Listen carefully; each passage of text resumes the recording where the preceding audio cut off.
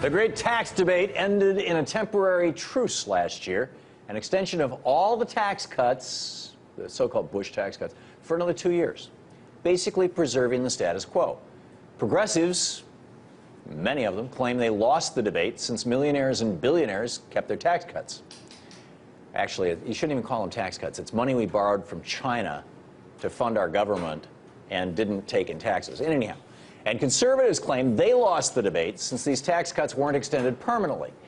Oh, and unemployment benefits were thrown into the truce package, which ruffled the feathers of many within the GOP. Ultimately, though, this was merely a truce in the war. President Obama and others on the left vowed to take up this fight again in 2 years, and Republicans will certainly try to make these tax cuts permanent when they get a chance. So when the debate is revisited next election year, will we see another round of class warfare like many on the right claim Democrats are triggering? Is it unfair to target the wealthy in the country to pay higher taxes? Should they receive tax reparations? Don Watkins thinks so. He's an analyst at the Ayn Rand Institute and joins me with his now to offer his take on this issue. Don, welcome. Hi, Tom. How are you doing? I'm great. You want reparations for the rich. I think there should be reparations for the poor, and they're called taxes. We have the lowest taxes in the United States right now that we've had in 61 years. What are you guys complaining about? Well, my focus is not so much on tax reparations for the rich, but on moral reparations for the rich. I think the problem with the whole debate is that it started in the premise that everybody who had a lot of money was somehow bad, was somehow all in the same category. Don, I know nobody who is suggesting that other than you in your op-ed.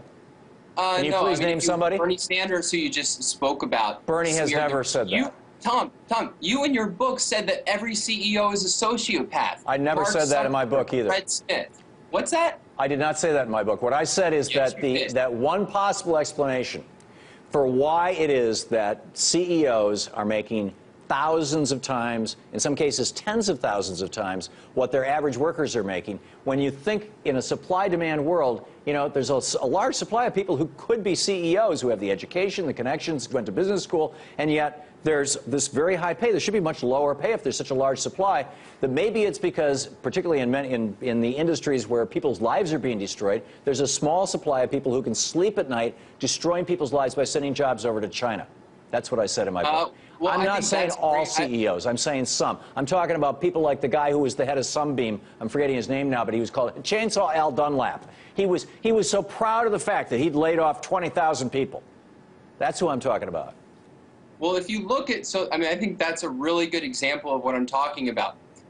The fact of the matter is there's very few people who can be CEOs at the level of leading companies. Nonsense. Why?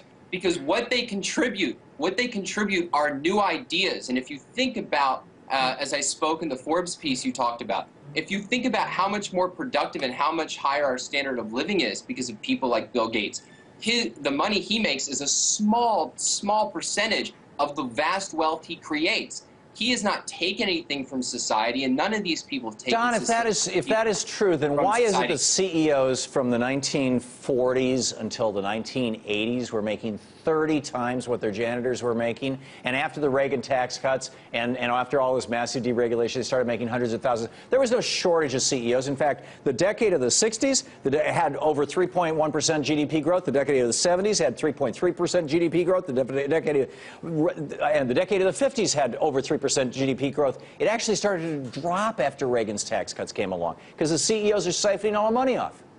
I think you're mixing causation and correlation. Part of the reason that CEO pay has skyrocketed is because CEOs and companies have become massively more productive.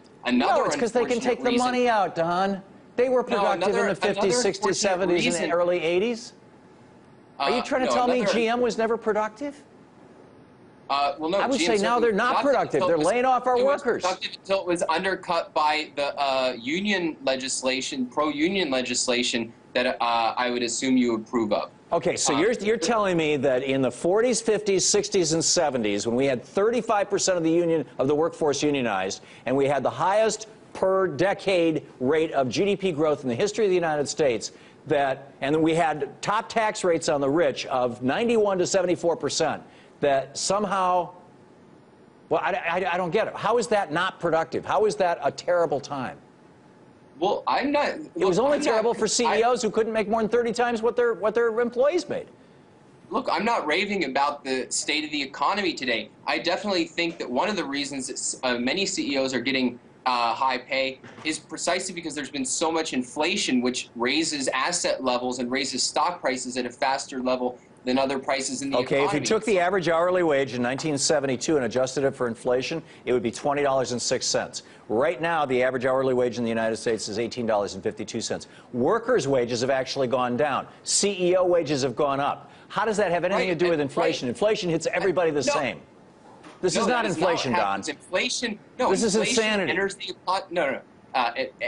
Von Mises and other economists point out that inflation, the money enters the economy at a certain point and raises prices at it enters the economy at the point of the CEOs?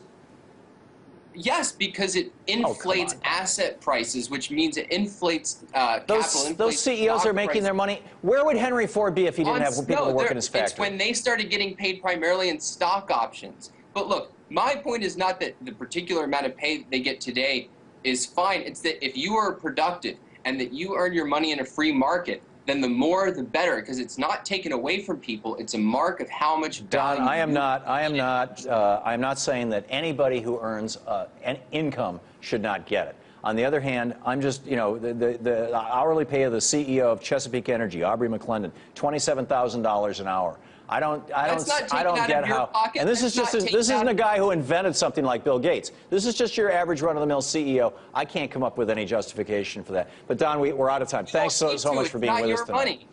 It's not your money. The fact is, in the case of this guy, it's the money of the people who are buying electricity from his company that he's putting in his pocket. It's not stolen from them. They voluntarily choose Don, to pay I do have to wrap. I'm sorry. Thanks for being with us tonight. Thanks a lot, Tom. Okay, here we go again with the right's victimhood claim. Let's put this tax debate in perspective. Before Ronald Reagan, the top tax rate in this country was above 70%, and they paid the same tax rate on their first few $100,000 of income as everybody else, far below 70%.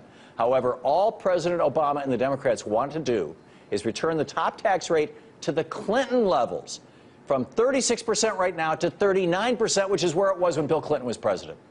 And the right cries that they're the victims of robbery. Let's all feel sorry for the millionaires and billionaires who might have to pay an extra 3% on their taxes. I'm feeling all John Bohnerish right now. Anyhow.